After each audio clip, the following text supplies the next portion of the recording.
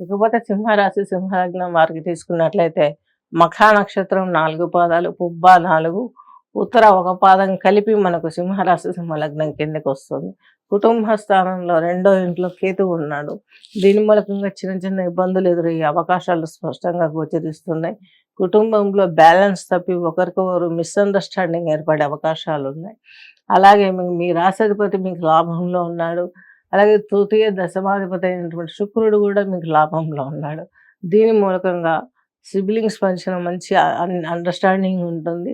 జాబ్‌లో మీరు అనుకున్న స్థాయికి వెళ్ళటానికి ఇన్ని రోజులు చేసే ప్రయత్నాలన్నీ సానుకూలమయ్యే అవకాశాలు స్పష్టంగా గోచరిస్తున్నాయి. శుక్రుడు వచ్చేసి మీకు ఈ యొక్క లాభంలో ఉండడం మూలంగా చాలా బెనిఫిట్స్, గోల్డ్ కొనుక్కుంటారు. అలాగే వస్త్రాలు, ఇల్లు, అక్కడి నుంచి గృహయోగం పట్టే అవకాశం, కొంచెం ఏదైనా వెహికల్ కొనాలనుకునే వారికి అది కూడా వెహికల్ కూడా సమకూర్చుకునే అవకాశం. అలాగే మీకు దశమంలో బృహస్పతి ఉన్నాడు. ఈ బృహస్పతి వల్ల కొంత పాజిటివ్ ఉండదు, నెగెటివ్ ఉండదు. దశమంలో ఉన్నారు కాబట్టి కొంత ఉద్యోగంలో ప్రెషర్ ఉండే అవకాశం ఉంటుంది. బ్రెయిన్ హీట్ ఎక్కిపోయే అవకాశాలు ఉన్నాయి. అలాగే మీకొచ్చేసి ఈ యొక్క భాగ్యస్థానంలో చంద్రమంగళ యోగం ఉంది. చంద్రమంగళ యోగం వల్ల మీకు భాగ్యంలో, ఉద్యోగంలో, ఇంటా బయట అంతలిక మంచి పేరొచ్చే అవకాశాలు స్పష్టంగా ఉన్నాయి. మాతృ సౌఖ్యం బాగుంటుంది. ఎడ్యుకేషన్, ఉద్యోగంలో లాభసాటిగా ఫలితాలు అందుకునే అవకాశాలు స్పష్టంగా గోచరిస్తున్నాయి.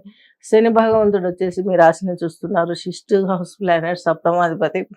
ఈయన మీ రాశిని చూడటం మూలంగా మీకు చక్కని ఫలితాలు వచ్చే అవకాశాలు ఉన్నాయి.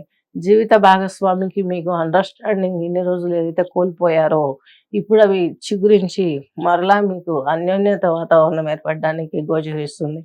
రీజన్ ఏంటంటే శని వక్రగతిలో వస్తున్నారు కాబట్టి ఇలాంటి ఫలితాలు ఇప్పుడు చవి చూసే ఈ పక్షం రోజులు చవి చూసే అవకాశాలు స్పష్టంగా ఉన్నాయి. ఇంకా మీకు రాహు అష్టమంలో ఉన్నారు.